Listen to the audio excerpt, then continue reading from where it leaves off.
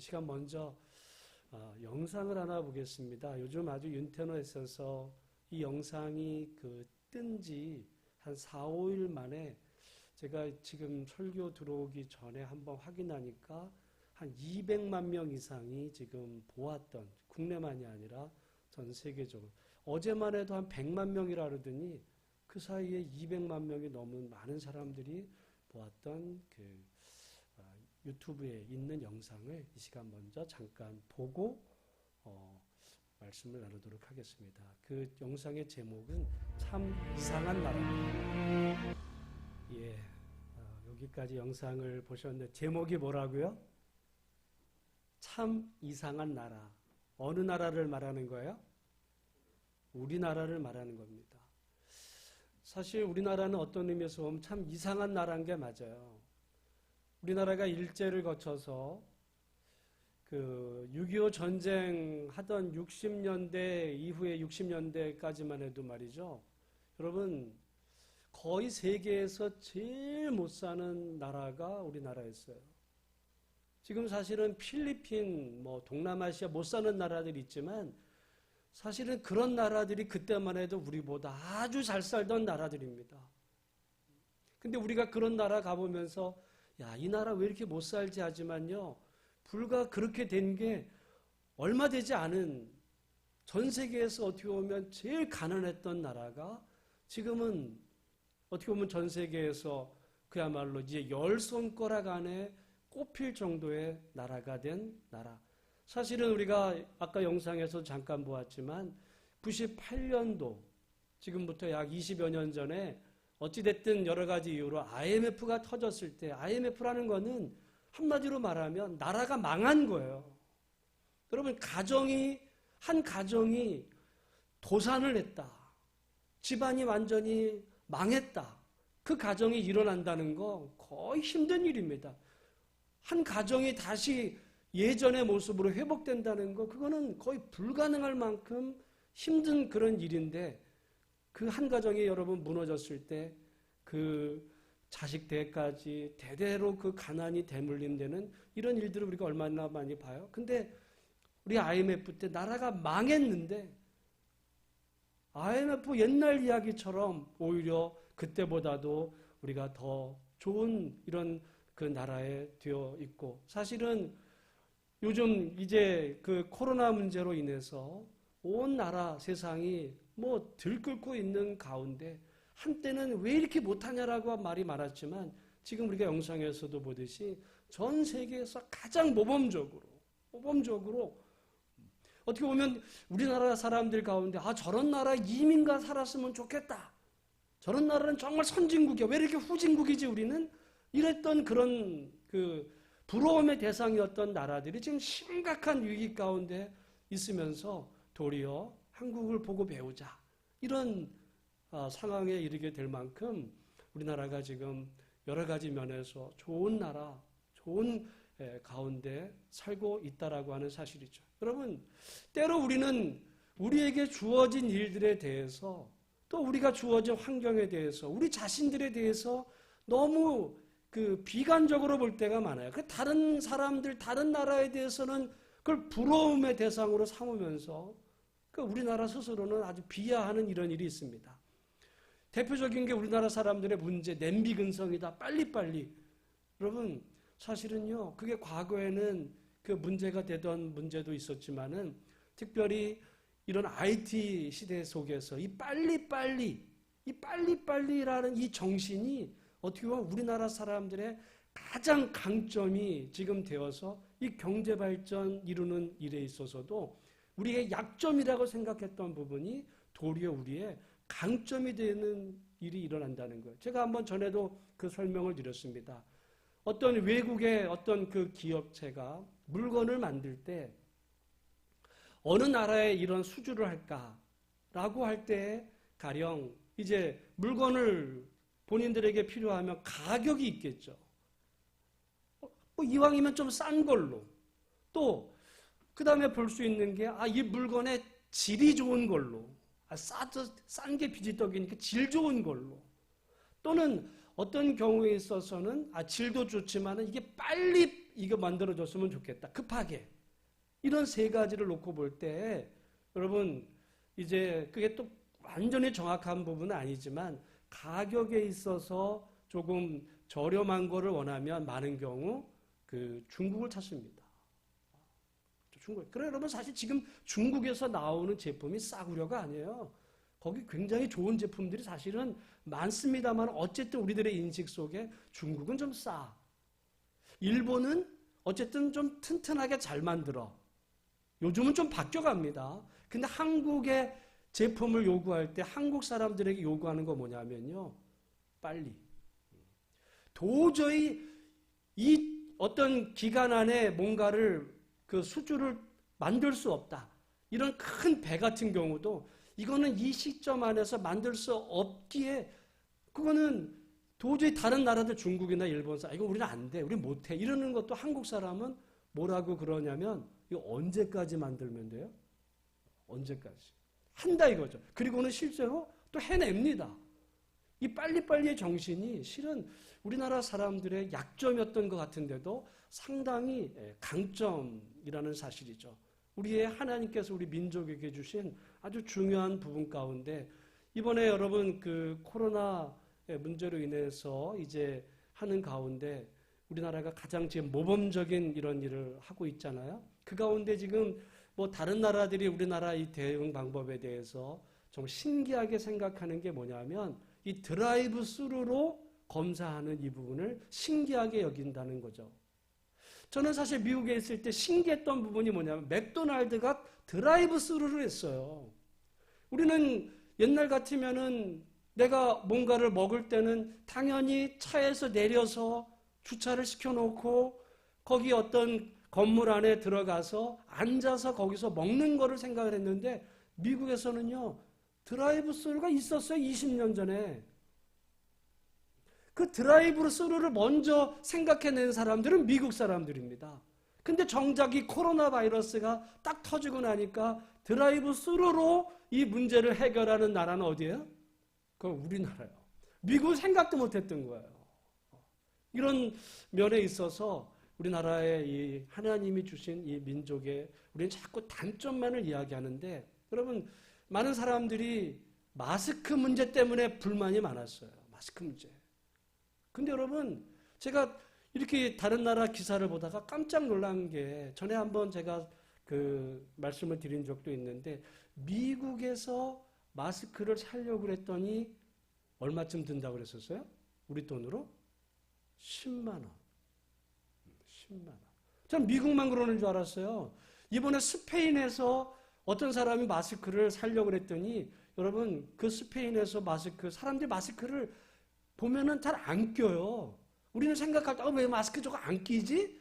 여러분 마스크가 여러분 한 번 살 때 10만 원, 20만 원 한다 생각해 보세요. 마스크 한 장 20만 원이에요. 여러분 살 수 있어요? 못 사요. 못 사요. 우리는 왜 이거를 나라에서 안 주냐라고 자꾸 불만을 갖지만 그 나라는요. 그런 나라들은 지금 마스크 한 장이 비싸요. 없어요. 그래가지고는 일반 그 의사들조차도 한 마스크를 가지고 최소한 12시간 이상 빨아서 또 쓰게 이렇게 할 만큼 이런 부분이 있단 말이죠. 그런 의미에서 보면 지금 어쨌든 우리가 이 문제가 단지 우리나라만의 문제도 아니고 전 세계적인 문제 가운데서 여러분 어제 뉴스 저도 오늘 아침에도 기사 보니까 지금 미국이 폭발적으로 늘어나요. 여러분 보세요. 분명히 미국 엄청나게 늘어날 거고 정작 크게 일어날 문제는 일본일 겁니다. 일본은 검사를 안 해요. 없어서가 아니라 있는데 검사를 안 해서 드러나지 않지만 어느 순간에 이렇게 될 만. 그런데 우리는 처음부터 이렇게 잘 진행이 되어 왔고 사실은 이제 제가 조금 전에 저의 우리 신대원 졸업한 목사님들 밴드라는 곳에 교회 왜 예배를 이렇게 막냐. 이거 종교 탄압 아니냐. 그 글이 올라왔길래 제가 이제까지 중에 이게 거의 한 7, 8년 되는 그 밴드 한 번도 제가 댓글 안 달았는데 오늘 한번 딱 달았어요. 이게 무슨 종교 탄압이에요. 종교 탄압 아닙니다. 어떻게 보면 몸부림이지. 어떻게 보면 이 문제를 빨리 사태를 해결하고 이거를 그래서 국민의 안전을 도모하는 이런 일에서 정부가 하는 이런 몸부림으로 좋게 보고 이 위기를 함께 지혜를 모아서 넘어가야지 이걸 종교 탄압이다라고 얘기를 해버리고 나면 이게 문제가 여러분 해결되지도 않는다라고 생각합니다. 모쪼록 이 문제가 하루 이틀에 저는 끝날 문제는 아니라고 봐요. 왜? 우리나라에는 잠잠할지 모르지만 지금 말씀드린 미국, 유럽, 지금 일본 이 나라들의 지금 앞으로 여러분 지금 아프리카도 지금 터진다는 거예요. 그 동양 사람들이 지금 보면 사람들이 오히려 우리는 아프리카에 저 사람들을 도우러 많이 갔던 그 한국 사람들을 향해서 오히려 아프리카 사람들이 저 코로나야 이로 도망을 간다는 거예요. 지금 이런 여러 가지로 그리고 지금 이 경제적인 문제도 국제적으로 지금 현재 자칫하면 이게 공황 상태에 빠질 가능성이 있어요. 제가 어제도 하나 기사를 봤는데 만약에 이 사태가 3개월 이상 넘어가면 살아남을 기업이 없다. 살아남을 기업이 다 망한다는 거예요. 다 망하는 거예요. 그러니까 어떻게든지 정부 쪽에서는 이 문제를 여기서 빨리 잡으려고 하는 이런 일들 속에 오늘 우리가 이렇게 영상 예배를 드립니다. 여러분, 그럼에도 불구하고 이 사태는 언젠가는 분명히 진정될 날이 오겠죠. 진정될 날이 옵니다. 아무리 날이 추워도 어김없이 봄은 오듯이 이 사태가 아무리 이렇게 위중하다 할지라도 분명히 끝나는 시점이 옵니다. 여러분, 이 사태가 끝날 때쯤이 되었어요. 그때가 언제일지는 우리는 장담할 수가 없어요. 우리나라만의 문제라면 잡을 수 있지만 지금은 여러분 국제화돼가지고 비행기 타고 오고 가고 지금도 공항에 얼마나 많은 사람들이 돌아다녀요. 그 잠재적인 이 신천지 문제에서부터 이런 여러 가지 어려움 가운데 있을 때 이 사태가 끝나고 났을 때 우리 예수소망교회나 또는 우리가 알고 있는 사람들 가운데 이것에 영향을 받아서 또 건강에 문제가 생기거나 또는 어떤 경제적인 어려움에 처하는 그런 일이 없고 정말 하나님의 은혜로 이 사태가 잘 넘어가기를 위해서 그 이전보다 더 간절하게 기도하는 우리 모두가 되시기를 주의 이름으로 축복합니다. 사실 제가 어제 오후에 설교와 주일 준비를 마치고 이렇게 집에 이제 주차장에 보니까 제가 제일 좋아하는 목련꽃이 막 이제 봉오리를 틀려고 그러고 있어요. 그러니까 우리가 모르는 사이에, 우리가 의식하지도 않은 사이에 봄은 오고 있습니다. 가까이에. 우리가 모르고 있지만 어쨌든 지금 코로나 개발 치료제도 개발하는 중에 있고 물론 그게 시판되려면 앞으로 많은 시간도 남았지만 여러분 그 시간들까지 우리 잘 건강관리 잘해서 이 사태를 또 이 위기를 잘 넘을 수 있기를 바라고 이런 말이 있습니다. 강한 자가 살아남는 것이 아니라 살아남는 자가 강한 것이다. 한번 따라 해볼까요? 강한 자가 살아남는 것이 아니라 살아남는 자가 강한 자다. 여러분, 사실은요, 그게 작은 구멍가게든, 작은 교회든, 큰 교회든, 대기업이든, 크니까 이 사태에도 안전할 거야. 천만의 말씀일 수 있어요. 살아남는 자가 강한 자입니다. 살아남는 자가. 우리 개인 건강도 마찬가지예요. 개인 건강도. 여러분, 그래서 우리 개인적으로나 가정적으로나 교회적으로나 이 나라적으로도 정말 이 사태를 잘 이겨나고 그럼 분명한 것은 모든 일은 다 그래요. 내리막이 있으면 반드시 오르막이 있거든요. 이 위기를 잘 이겨나면 우리 국가에서도 경제적으로 한 단계 도약하는 또 우리 교회적으로도 이런 일들을 우리가 잘 견뎌내고 오히려 이 속에서 하나님을 더 가깝게 만나면 이 이후에 하나님의 더 큰 은혜와 축복의 세계가 분명히 있다는 것을 믿음으로 받으시고 하나님 앞에 더 기도하는 일에 더 힘쓰는 저와 여러분 우리 모두가 다 되시기를 주님의 이름으로 축복합니다. 우리가 지금 전도서 말씀을 살피는 가운데 이 전도서는 지혜의 말씀입니다. 지혜. 근데 여러분 이 지혜에는 네 가지 특성이 있어요. 첫 번째는 하나님 자신이 지혜입니다. 우리 한번 따라할까요? 하나님 자신이 지혜입니다. 하나님이 지혜예요. 하나님이 지혜. 하나님은 사랑이실 뿐만 아니라 그분이 지혜시거든요. 그리고 두 번째는 하나님을 경외하는 것이 지혜입니다. 우리 한번 따라합니다. 하나님을 경외하는 것이 지혜입니다. 그러니까 지혜로운 사람은 어떤 사람이냐? 하나님을 두려워할 줄 아는, 하나님을 사랑할 줄 아는 이런 사람들이 지혜로운 사람이고 또 지혜다. 그리고 세 번째는 여러분 하나님이 지혜이시기에 우리가 하나님께 지혜를 구하면 하나님께서 우리에게 뭐를 주신다? 지혜를 주신다. 우리 한번 따라하겠습니다. 우리가 하나님께 지혜를 구하면 하나님이 우리에게 지혜를 주십니다. 그러니까 여러분 우리가 하나님을 경외하는 것이 지혜지만 또 한편으로는 우리가 지혜의 근본이신 하나님께 우리가 지혜를 구하면 하나님께서 우리에게 지혜를 주시는데요. 그리고 네 번째는 우리가 여러분 하나님을 닮아간다라고 했을 때 하나님이 지혜라면 하나님이 지혜의 근본이시라면 우리가 하나님을 닮아간다는 것은 어떤 사람이 된다는 거예요? 지혜로운 사람이 되는 겁니다. 지혜로운 사람. 그러니까 여러분 우리가 어떤 사람은 예수님을 믿는데 지혜롭지 못한 경우가 있어요. 지혜롭지 못한 경우가 있어요. 그거는 어떻게 보면 그 지혜의 근원이신 하나님을 믿는다 그러지만 올바로 믿지 못하는 수도 있어요. 그런데 여러분 때로는 우리는 많은 경우 지혜를 뭐라고 생각하냐? 요령이라 생각하고 어떤 사람은 요령이 많아. 아주 머리를 잘 굴려.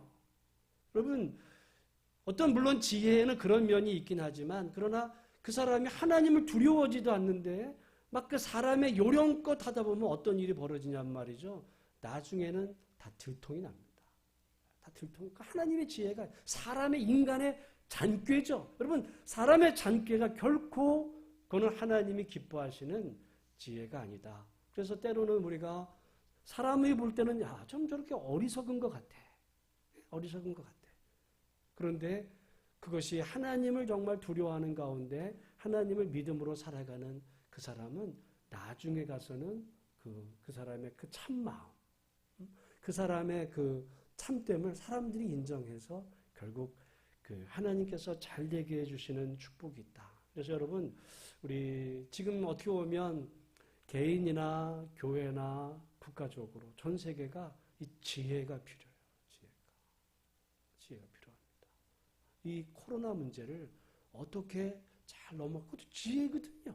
지혜인 거예요. 그러니까 어떻게 보면 우리 나라 사람들에게 하나님께서 지혜를 주셔서 초창기에는 막 말도 많았어요. 그렇지만은 지금 전 세계 많은 사람들이 부러움의 대상이 되는 처음에는 우리나라에 와 있던 그 운동선수들 이 나라에서 나는 너무 불안해 다 나갔었어요. 외국으로. 돈 없어도 돼. 나갔었어요. 그냥 다 나갔어요. 근데 지금은 오고 싶어요. 오고 싶어요.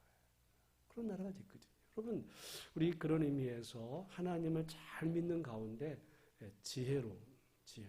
그래서 결국은 그 살아남는 자가 강한 자지만 또 한편으로 보면 지혜로운 자가 살아남는다. 하나님께서는 그분이 지혜이시기에 우리가 지혜가 부족하면 하나님께 지혜를 구하면 우리에게 지혜를 주셔서 우리 이 당면한 이 모든 현안들을 잘 극복하고 하나님의 그 축복의 날까지 믿음으로 살아남는 우리 모두가 다 되시기를 주님의 이름으로 축원합니다.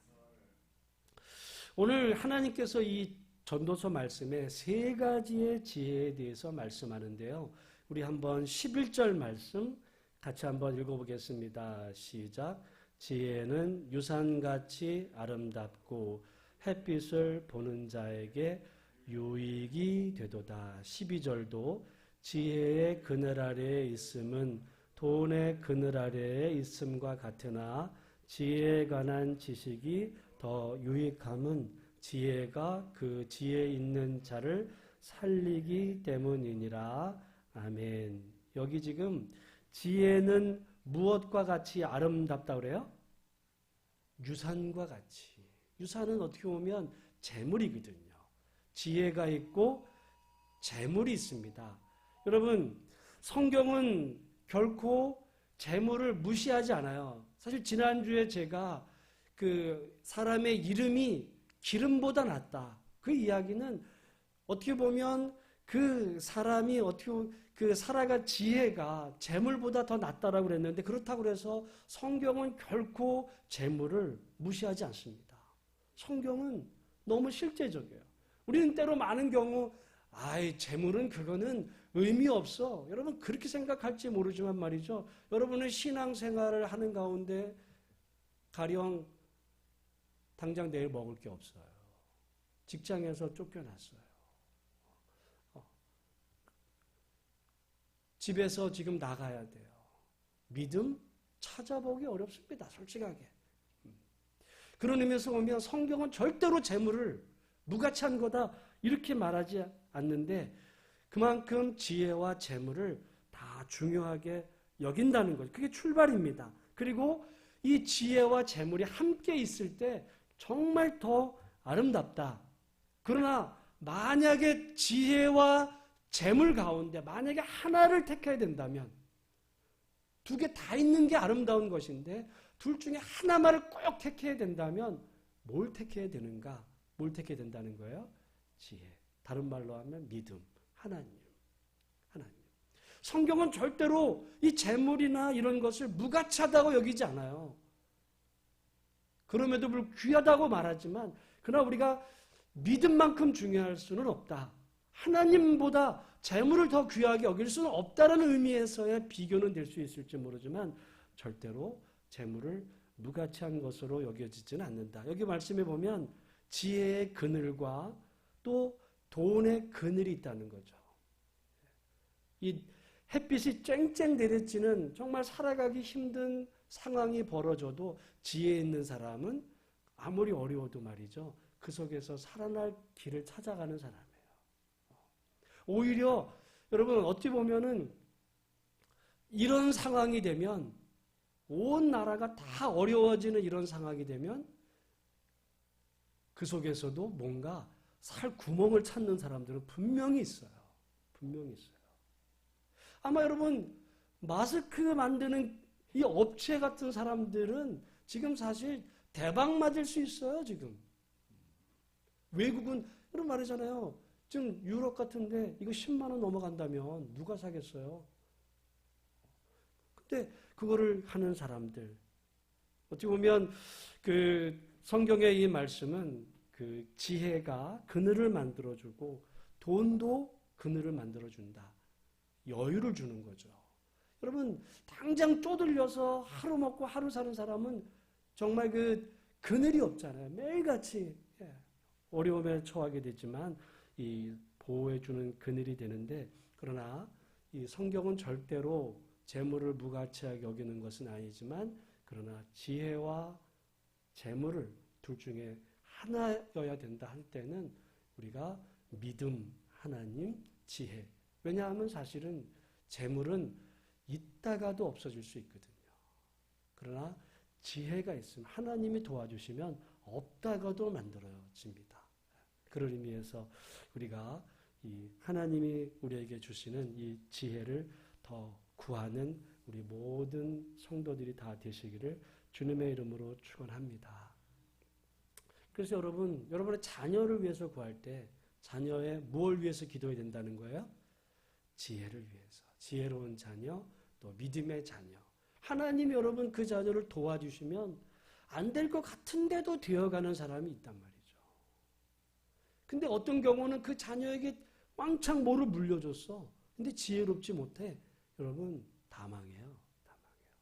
그래서 이런 말이 있었습니다. 한때 강남에 그 농사 짓던 사람, 지금이야 강남에 그 땅값이 어마어마하게 뛰어가지고 뭐 아파트 한 채가 뭐 몇십억 막 이렇게 가지만 말이죠. 옛날에 거기 다 완전히 그냥 논밭이에요. 아무것도 아니었어요. 강남. 근데 강남이 이제 70년대 후반 80년대 개발되니까 거기 막 땅값이 치솟으니까 땅 부자들이 생겼어요. 땅 부자들이.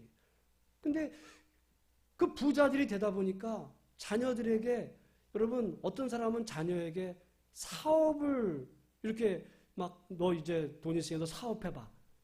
그거는 좀 바보 같은 생각이었어요. 왜냐하면 사업을 버리면 잘못하면 어떻게 돼요? 다 들어먹는 수가 있어. 다 들어먹는. 그래서 강남의 부자들 가운데 자식에게 걔 평생 먹고 쓸 수는 있어. 그래가지고 옛날에 보면 그 외제차 사주고 이렇게 노는. 그래서 옛날에 그 야타족이라는 게 있었어요. 야타족. 차 몰고 가다가 좋은 차 타고 와서 그 여성들 보고 야타족. 그 야타족의 그 아버지 부모들이 누구냐면 강남의 땅 부자들이었어요. 걔한테 잘못 기업 만들어줬다가는, 회사 차려줬다가는 얘가 어느 날 다 말아먹을 수 있으니까 그냥 평생 너는 그냥 놀면서나 살아. 이제 여러분, 돈은요 있다가도 없어질 수 있습니다. 그러나 하나님이 자녀에게 복을 주시면 아무리 어려운 환경에서도 그렇게 잘 되는 축복이 있으니까 우리 예수소망교회에 속한 모든 가정의 자녀들, 하나님의 지혜를 구하고 또 믿음을 구하고, 특별히 이런 어려운 상황에서 하나님께서 우리 각자에게 지혜 주셔서 이 모든 문제를 슬기롭게 넘어가는 모든 복된 성도들이 다 되시기를 주님의 이름으로 축복합니다. 두 번째는 말이죠. 우리 13절, 14절. 제가 아주 좋아하는 말씀인데요. 우리 같이 한번 읽어보겠습니다. 시작. 하나님께서 행하시는 일을 보라. 하나님께서 굳게 하신 것을 누가 능히 곧게 하겠느냐. 형통한 날에는 기뻐하고 곤고한 날에는 되돌아보아라.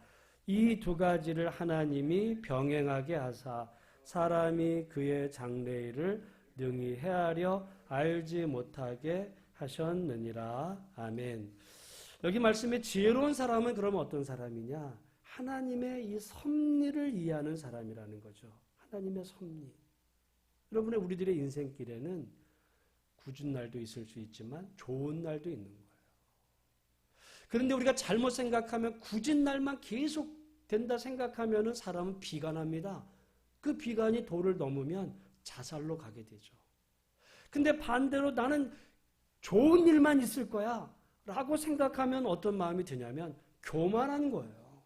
그러다가 하루아침에 그냥 말아먹는 경우가 또 있을 수 있다는 것. 그래서 여기 말씀에 하나님께서 어떤 일을 행하시는데 때로 어떤 때에는 그 형통한 날도 곤고한 날도 있다. 지금 우리나라는 지금 어떤 때예요? 우리나라는 곤고한 때입니다. 지금 상황. 우리나라만이 아니라 전 세계적으로도 곤고한 때예요. 곤고한 때. 중요한 것은 이 곤고한 때를 어떻게 넘어가느냐, 이겨나가느냐. 여러분, 이 문제를 잘 이겨나가는 기 위해서는 여기 말씀해 보면 곤고한 날에는 되돌아보는 거예요. 사실은 우리 나라적으로도 지금 한번 되돌아볼 필요가 있습니다. 나라적으로. 어찌 보면 여러분, 우리가 의료 기술이 이렇게 발달이 됐는데 우리나라 의료 체계가 여러분 사실 얼마나 발전됐는지를 사람들은 몰랐어요. 외국은 더 잘 됐을까? 여러분, 제가 몇 번을 설교했잖아요. 천만의 말씀, 만만의 말씀입니다. 미국은요, 코로나 바이러스 지금 어떤지 모르겠어요. 이 초창기에만 해도 의료 검사 받을 때 자기가 좀 몸에 이상이 있는 것 같아서 나 검사 좀 받을래요. 그러면 돈 얼마 낸다고요? 300~400만 원 냈어야 돼요. 그때 우리나라는 얼마? 16만 원. 여러분, 만약에 내가 좀 몸이 이상한 것 같아. 그래서 검사 받으려는데 가려는데 300만 원 내래요. 가겠어요? 안 가. 못 가죠. 그런 의료주의들. 벌써 조금 한 1년 된 것 같은데 우리나라 그 대학생 하나가 그랜드 캐년에 놀러 갔다가 추락을 했어요. 거의 죽은 줄 알았는데 걔를 살려냈거든요. 미국은요, 생명의 위기가 닥치면 살려냅니다, 일단. 근데 공짜가 아니에요. 돈을 요구하는 거예요. 돈 내라. 치료비가 얼마 나왔다고요? 10억 나왔습니다. 10억 나왔어요. 여러분, 그래서 미국에 사실은 이번에 이제 알려지게 되지만 노숙자들이 많아요. 노숙자들이 자 50만 명이 지금 넘는다는데 제가 LA 살 때 여러분 노숙자들 많았어요. 그 사람들은 왜 그렇게 노숙자가 되고 파산되느냐? 이유 중에 하나가 이 의료비 문제입니다. 의료 파산자들이 많아요. 내가 살다 보면 여러분 병 걸렸잖아요. 맹장 수술 받는데 만약에 여러분 2박 3일 맹장 수술 받았어요. 우리나라 돈으로 한 100만 원 나올까? 미국은 얼마 나올 줄 아세요? 3천만 원 나와요. 3천만 원. 그 맹장 수술 받고 나와서 그 돈 갚느냐고 허덕이며 사는 거예요. 그러니까 사실 우리나라 이런 부분들이 좋은 환경 가운데 우리나라가 살고 있다. 이걸 한번 깊이 한번 생각해 보는 계기도 돼야 되고, 또 한편으로 보면 그럼에도 불구하고 우리가 너무 교만하지 않았는가? 어떻게 보면 요즘 의료 시설들이 의료 약들이 막 개발되니까 이건 저런 건 대수롭지 않아. 이렇게 생각하면 사람이 마치 그냥 100년, 200명 특별한 질병만 없으면 사고만 안 당하면 이제는 100세 시대에 장수했지만 말이죠.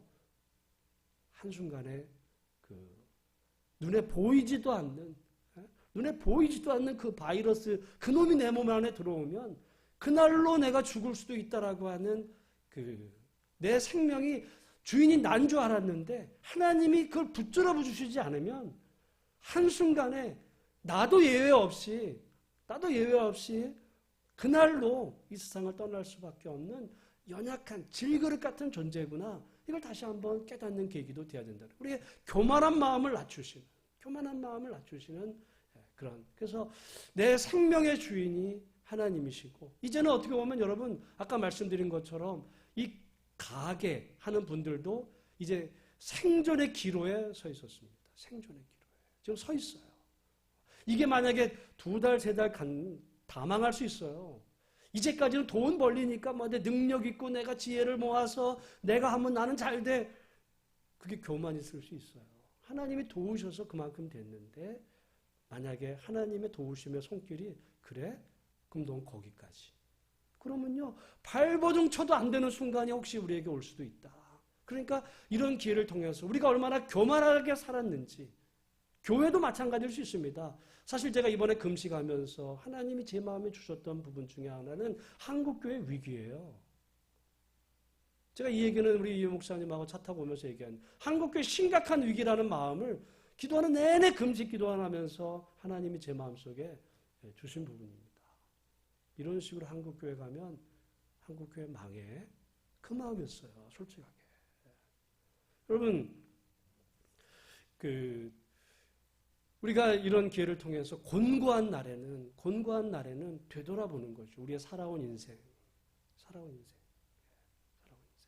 그리고 또한 우리 이제까지의 산 거. 나는 건강해. 건강한 젊은이도 떠나는 수가 있어요. 하나님이 생명을 취하시면 그럴 수 있기 때문에 되돌아보면서, 그럼에도 불구하고 이 고비를 넘으면 또 하나님께서 우리에게 형통한 날을 주시는, 하나님은 그래서 교만하지 않도록 또 너무 비관하지 않도록 이 모든 일을 통해 하나님이 섭리하시고 주관하시는 하나님을 바라보며 또 나라 민족을 위해서, 또 어쨌든 이번 정부가 이 정부에 대해서 좋아하는 분들도 있고 싫어하는 분들도 있을지 모르지만 어쨌든 잘 이 문제를 해결해 가야 우리가 사는 길이다 보니까 이런 문제들이 잘 해결되기를 위해서 비난하고 하는 것보다는 함께 기도해서 모쪼록 이 문제를 잘 이겨나갈 수 있는 그런 나라 민족, 그리고 모쪼록 다시 말씀드리지만 이 위기에서 살아남는 저와 여러분 모두가 다 되시기를 주님의 이름으로 축원합니다. 그리고 세 번째 사람은요, 우리 한번 15절 말씀 같이 한번 읽어보겠습니다. 시작. 내 허무한 날을 사는 동안 내가 그 모든 일을 살펴보았더니 자기의 의로움에도 불구하고 멸망하는 의인이 있고 자기의 악행에도 불구하고 장수하는 악인이 있으니. 여러분 여기 이상한 말이 있어요. 어떤 사람은 의로워요. 그러면은 잘 돼야 되죠. 그런데 자기의 의로움에도 불구하고 멸망하는 사람이 있다는 거예요. 어떻게 보면 그 사람 믿음이 너무 좋아. 정말 성실해. 그랬는데 망하는 거예요. 근데 어떤 사람을 보니까 아주 악해. 근데 장수하고 잘 돼. 근데 우리는 여기서 혼동하면 어떤 일이 되냐면, 저 사람 망했어. 그러니까 저 사람은 악한 사람이야. 저 사람은 잘 돼. 그러니까 저 사람은 정말 의로운 사람이야. 아닐 수 있다는 거야, 아닐 수. 어떤 사람은 정말 하나님 말씀대로 의롭게 사는데도 늘 가난해. 그리고 큰 어려움을 당해. 근데 어떤 사람은 남들이 볼 때는 막 잘 돼요. 뭐 땅을 사면 뭐 땅값 오르고 뭐 하면 잘 되고 막 그냥 뭐 하는 일마다 잘 되니까 남들이 야, 저분은 참 믿음도 좋은 것 같아. 하나님 보실 때는 아니에요. 여러분 성경에 그런 부분들이 많습니다. 성경에 솔로몬도 지금 이것이 고민거리였어요. 성경에 우리 하박국서나 시편 73편 경우에서도 이게 묻는 게 그겁니다. 왜 의인이 고난을 당하고 반대로 왜 악인이 형통한가? 이게 성경의 질문이에요. 질문입니다. 여러분 오늘 우리가 믿음 안에 살아도 당하는 곤고한 날이 올 수도 있어요. 그러니까 우리가 아까 되돌아보라 그랬잖아요. 되돌아봐라. 근데 혹시라도 내 삶에서 잘못된 부분 없는지 되돌아보고 하나님과의 관계를 잘 해야 되고 반대로 형통할 때도 생각해 봐야 돼요. 형통할 때도 진짜 자기가 이게 잘해서 형통한 건지 아니면 지금 하나님이 지금 기회를 보시는 수도 있어요. 기회를 보시는. 한 방에 가는 수가 있거든요. 한 방에. 그런 의미에서 보면 우리가 지혜로운 사람은 이 형통과 또는 멸망, 잘 되냐 못 되냐 이것만을 드러난 현상만을 보고 그 사람을 평가하는 것이 아니라 그 너머에 있는 그 사람의 실체, 바라볼 수 있는 안목이 있어야 되죠. 그래서 여러분 어떤 사람이 우리 한국교회 안에 제가 볼 때 하나님이 우리 한국교회를 바라보면서 굉장히 불편하게 보시는 부분은 전 이거라고 보거든요. 어떤 사람이 사업에 성공했어. 그 사람이 잘 나가. 그리고 그 사람이 게다가 교회도 다녀. 그러니까 그 다음에 뭐라 생각해요? 믿음도 좋아. 믿음 안 좋을 수 있습니다.